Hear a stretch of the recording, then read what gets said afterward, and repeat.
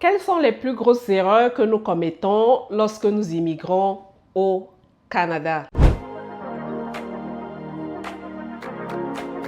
Salut, je m'appelle Marie-Agnès. Bienvenue sur ma chaîne, bienvenue sur la chaîne Welcome to Canada What Next.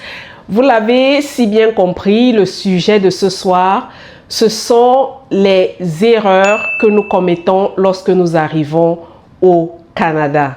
Donc, j'ai répertorié comme ça 5 erreurs, selon moi, qui sont les plus fatales. Donc, en première position, l'erreur la plus grave, l'erreur la plus monumentale, ce serait le manque de préparation. Et oui, lorsqu'on ne se prépare pas, que ce soit pour l'immigration, lorsqu'on arrive au Canada, ou alors dans tout ce que nous voudrons faire dans la vie, la préparation, c'est la clé.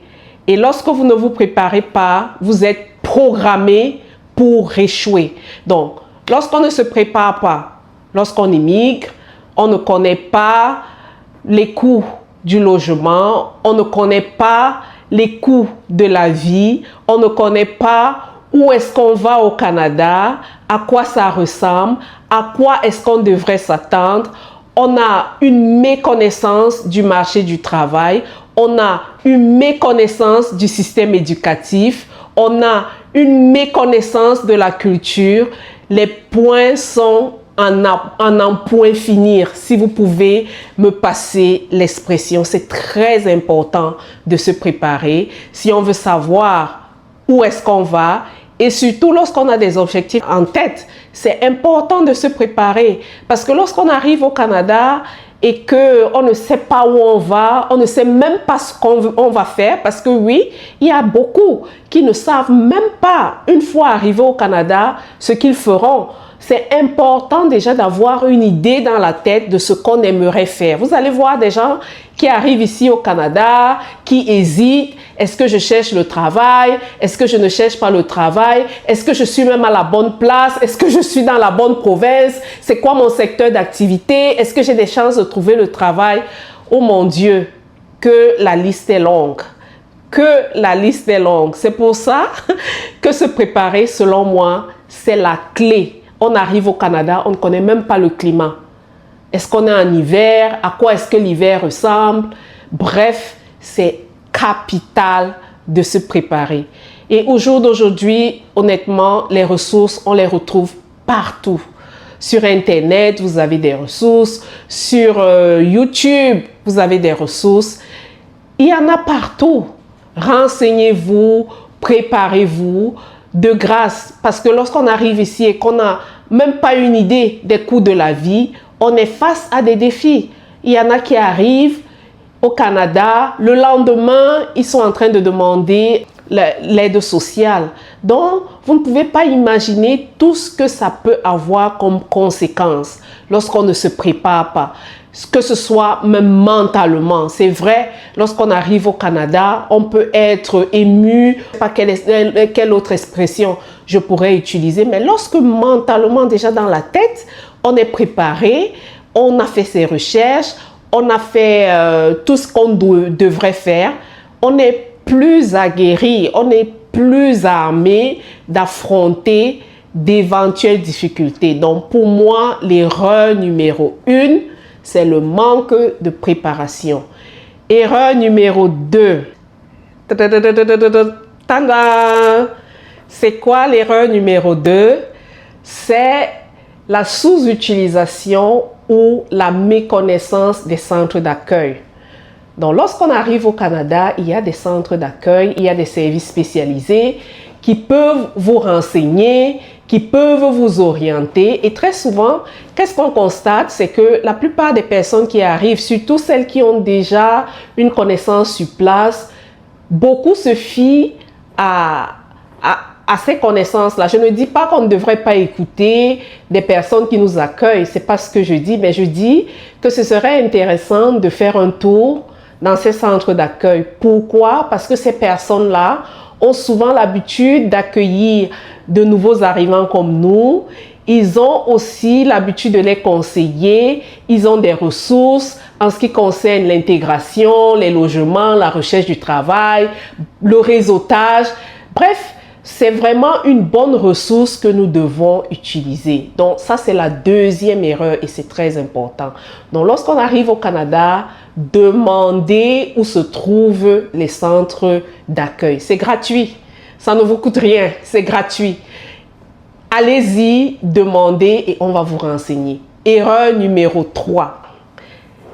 La plupart d'entre nous ne connaissons pas ou n'avons pas eu l'habitude de réseauter. Réseauter ici au Canada, c'est capital. C'est important.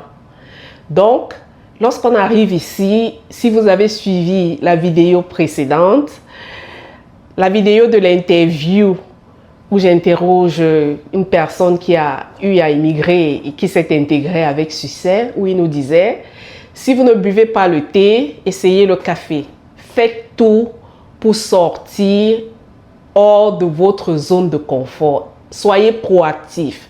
Sortez, réseautez, faites du bénévolat, faites tout pour rencontrer des personnes. Et ce qui est vraiment fantastique avec le Canada, c'est que les gens sont accueillants, les gens sont toujours prêts à aider. Donc, franchement, n'ayez pas peur, posez des questions, demandez. Si Paul ne vous répond pas, Pierre vous répondra à coup sûr.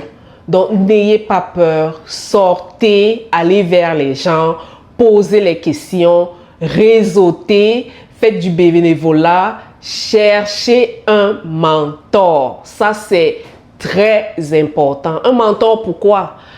Parce que lorsqu'on arrive et qu'on connaît une ou deux personnes, très souvent, on se fie juste à leur expérience. Ces personnes qui sont très souvent bienveillantes sont parfois limitées. Elles ne connaissent pas tout. Personne n'a la science infuse. Personne ne connaît tout.